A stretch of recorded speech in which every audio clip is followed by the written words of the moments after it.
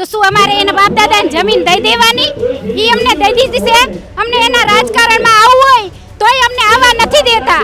તો શું એના બાપનું હોય આયા? ખેડૂતોની તૈયારી પૂરી છે. લડવું પડશે તો લડશું, મરવું પડશે તો મરશું. અમારો હક મેળવીને જ અમે રહીશું. અમારા ખેતરમાં વગર પૈસા પગ દીધો એનો અધિકાર નથી. બળદિયાને બદલાવો બદલાવો, બળદિયો હે બળદિયો, આટલું આટલું થાય તોય બોલતો નથી. આ બાંડાને જબો ન હોય, આને બાંડિયું પહેરાવો, બાંડિયું. લડવું પડશે તો લડશું, મરવું પડશે તો મરશું. દેશ માટે અમે તૈયાર છીએ. અમારો હક અમે લઈને જ રહેશું. ખેડૂનો દીકરો વાડીએ જાય ને તો ચંપલ તૂટેલા હોય ને તો ઘરે લાવે હે. શું એના બાપનું હે?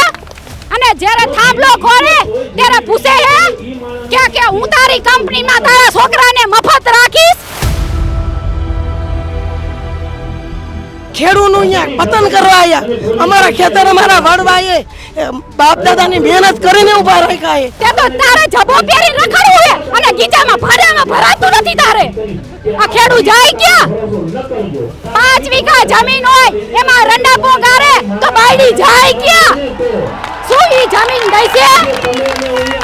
પણ અમારે મહિને લાખ રૂપિયા જોઈ, એક થાંભલાના લાખ રૂપિયા જોઈ. આજે જેતપર ગામના ખેડૂતો છે એ પોતાની માંગને લઈ અને ઉપવાસ પર બેઠા છે અને ઉપવાસ આંદોલન છે એ કન્ટિન્યુ અત્યારે ચાલુ છે. તમે જોઈ શકો છો કે કેટલી જનમેદની છે અત્યારે અહીંયા આવી ગઈ છે. અને આ સાથે જ હું એક ખાસ વસ્તુ અહીંયા બતાવવા માંગીશ કે આજે ભારતમાં તમે જોઈ શકો છો કે આજે જે નાત જાત છે એ બધી વસ્તુ સાઈડમાં રાખી અને ખેડૂતના તાત માટે સમગ્ર લોકો અહીંયા એકઠા થયા છે. કેમ કે તમે જોઈ શકો છો કે આજે હિન્દુ મુસ્લિમ એ જે જાતવાદ હતો એ ક્યાંક ને ક્યાંક સાઈડમાં રહી ગયો છે અને આજે ખેડૂતો માટેની વાત અહીંયા મુદ્દાની થઈ રહી છે. અને આ સાથે જ અહીંયા ઘણા બહેનો છે એ પણ આ આંદોલનમાં ક્યાંક ને ક્યાંક જોડાયા છે. તો આપણે એ બહેનો સાથે વાતચીત કરીશું અને જાણીશું કે શું સમગ્ર મામલો છે, શું છે એમની માંગ, અને આ માંગ પૂરી નહીં થાય તો શું તૈયારીઓ છે એ પણ આપણે બહેનો સાથે વાતચીત કરીશું. આજે તમે અહીંયા આંદોલનમાં જોડાયા છો તો સરકાર પાસે શું માગણી છે તમારી? સરકાર પાસે અમારી એ જ માંગણી છે. અમારા બાપ દાદાની જમીન હે એ ખાડા ખોદી જાય તો શું અમારે એના બાપ દાદાને જમીન દઈ દેવાની? ઈ અમને દઈ દીધી છે. અમને એના રાજકારણમાં આવવું હોય તોય અમને આવવા નથી દેતા. તો શું એના બાપનું હોય આયા? અમારા બાપની અમારા છોકરા બાળા રાજા ખાય ઈને કઈ ચિંતા? આટલી આ બળદિયાને બદલાવો બદલાવો, બળદિયો હે બળદિયો, આટલું આટલું થાય તોય બોલતો નથી. આ બાંડાને જબો ન હોય, આને બાંડિયું પહેરાવો, બાંડિયું. આ મોદી શું જાણે હે ખેડૂતને? એના બાપનું નથી. ખેડૂનો દીકરો વાડીએ જાય ને તો ચંપલ તૂટેલા હોય ને તો ઘરે લાવે હે. શું એના બાપનું હે? અને જ્યારે થાંભલો ખોરે ત્યારે પૂછે હે કે હું તારી કંપનીમાં તારા છોકરાને મફત રાખીશ કે તું મને 50,000 પગાર આપીશ? અમારા છોકરા ભૂખે મરે હે અને અમે 5 વીઘામાં થાંભલો કરી જાય. શું એના બાપનું નથી? જ્યારે હોય ત્યારે ખેડૂના દીકરા રોઈને પાણી જમીન બચાવે હે. 5 વીઘા જમીન હોય એમાં રંડાપો ગારે તો બાયડી જાય ક્યાં? શું ઈ જમીન દઈ છે? એના ખેડૂનો દીકરો હે ને ઈ વાડ આખા ગુમાવે ત્યારે એને જમીન આવે હાથમાં.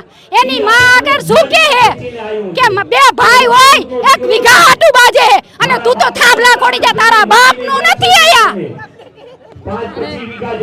જ્યારે આ થાંભલાઓ ખોડાય છે તો ત્યારે પૂરતું વળતર પણ નથી મળતું એવું ખેડૂતોની માંગ છે. તો શું વળતર મળી જાય, પૂરતું વળતર મળી જાય તો ખેડૂતોને એ વાતથી સંતોષ મળી શકે એવું લાગી રહ્યું છે? પૂરું વર્તન અમને આપે તો અમે લેવા તૈયાર જ છે. પણ અમારે મહિને લાખ રૂપિયા જોઈ, એક થાંભલાના લાખ રૂપિયા જોઈ. અમારે ન્યાય પૂરો જોઈ. અમારા છોકરા ક્યાં જાય? વાયલી પેટી ક્યાં જાય?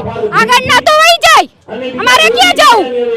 અને આ સાથે જ હજુ એક સવાલ કે હર વખતે ખેડૂતોને પોતાની માંગ પૂરી કરવા માટે હર વખતે ખેડૂતોએ આટલો અવાજ ઉઠાવ્યો છતાં પણ હજુ સરકારનો કંઈ જવાબ નથી આવ્યો. તો હવે ખેડૂતોની કેટલી તૈયારી છે કે જો સરકારનો જવાબ નહીં આવે તો ખેડૂતો કયા લેવલ સુધીની તૈયારીમાં છે?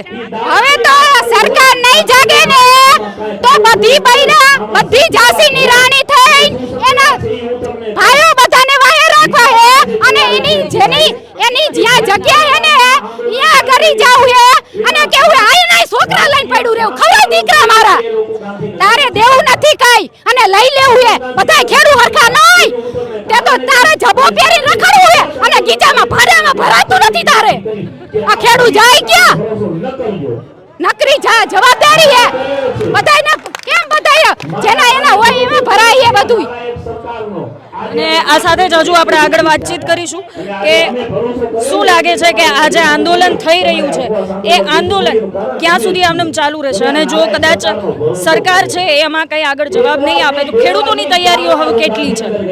ખેડૂતોની તૈયારી પૂરી છે.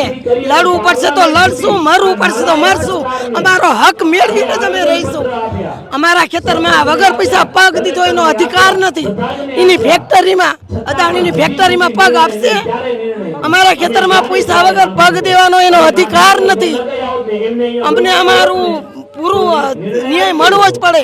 જ્યાં સુધી ન્યાય નહીં મળે ત્યાં સુધી અમે લડીને જ રહીશું. અને એની પાસેની ઓજરી ના પરાણી અમારા ખેતરમાં અહીંયા ખાંડવા આવ્યા, ખેડૂતનું અહીંયા પતન કરવા આવ્યા.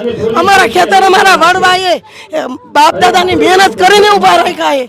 એને અમે લડીને જ રહીશું, ન્યાય મેળવીને જ રહીશું. જય જવાન જય કિસાન. ક્યાંક ને ક્યાંક હજુ એક સવાલ આપને કે આપણે જે નારો બોલીએ છીએ કે જય જવાન જય કિસાન, તો જવાન છે એ આ દેશની સરહદોથી, દુશ્મનોથી દેશની સરહદોને બચાવી રહ્યો છે, પણ આજે જય કિસાન એટલે કે આજે ભારતનો ખેડૂત છે એ ક્યાંક ને ક્યાંક પોતાના માટે લડી રહ્યો છે, તો એના બાબતે તમે શું કહેશો? કેમ કે આ જય જવાન જય કિસાનનો નારો તો આપણે રોજે બોલીએ છીએ, તો સૈનિકો દુશ્મનોથી આપણને બચાવે છે સરહદ ઉપર, પણ ખેડૂતો છે એ દેશની અંદર પોતાની જાત માટે લડી રહ્યા છે, તો એના વિશે આપ શું કહેશો? નારી શક્તિ જિંદાબાદ, જય જવાન જય કિસાન. લડવું પડશે તો લડશું, મરવું પડશે તો મરશું. દેશ માટે અમે તૈયાર છીએ. અમારો હક અમે લઈને જ રહેશું. અને આજે અંદાજે કેટલી બહેનો છે એ આંદોલનમાં જોડાયેલા હશે? અમે આખા હળવદની બહેનો આંદોલનમાં જોડાયેલી છે કે જઈએ કે અત્યારે તૈયાર છીએ. અડધી રાતે કહેતો અડધી રાતે, પણ અમારો હક લઈને જ અમે રહીશું. અને સરકાર માટે બહેનો તરફથી, આજે ખેડૂતો તરફથી તો ચીમકી આપવામાં આવી રહી છે, પણ બહેનો તરફથી કેટલી તૈયારીઓ છે કે કદાચ ભાઈઓને પણ બહેનો છે એ આટલી તૈયારીમાં છે? સરકારને આપ શું કહેવાય? તૈયારી તો હોય જ નહીં. અમારા છોકરા હોય, અમારા ઘર હકવું હોય.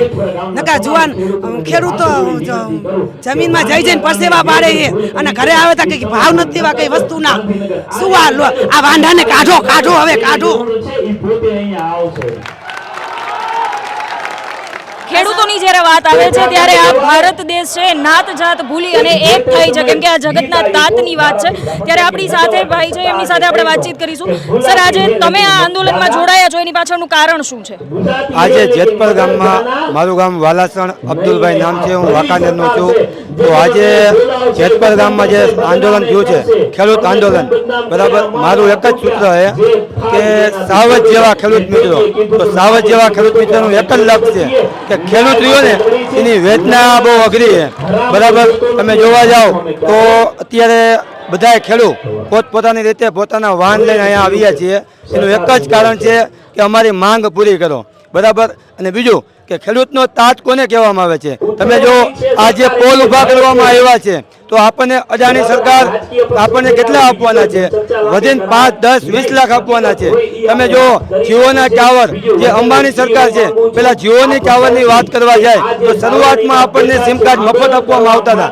અત્યારે ખેડૂતને લલચાવીને 900 રૂપિયાના રિચાર્જ કરવામાં આવ્યા છે, બરાબર. તો આ અદાણીની એક જ વસ્તુ છે કે તમે ખેડૂતને ભોળવીને જેને ગમે એમ કરીને છેતરીને આગળ લઈ જવાની વાત કરે છે, બરાબર.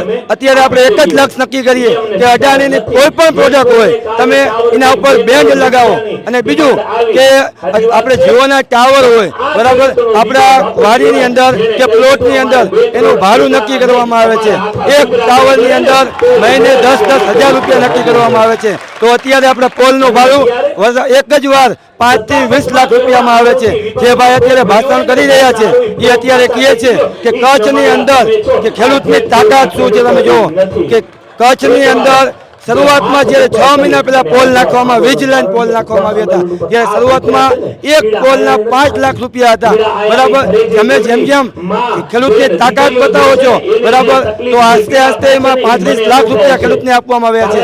તમે જેવો આંદોલન વધારશો તો અત્યારે ખેડૂત 70 લાખ રૂપિયાની માંગ કરે છે, 1 કરોડની માંગ કરે છે, પણ તમારી અદાણી કંપની એ માંગ પૂરી કરશે પણ ત્યારે તમે એક સાથે સંપીને તમે આંદોલન કરશો ત્યારે. Thank you. અને તો આ છે એ તમામ ખેડૂતોની છે જે માંગ છે.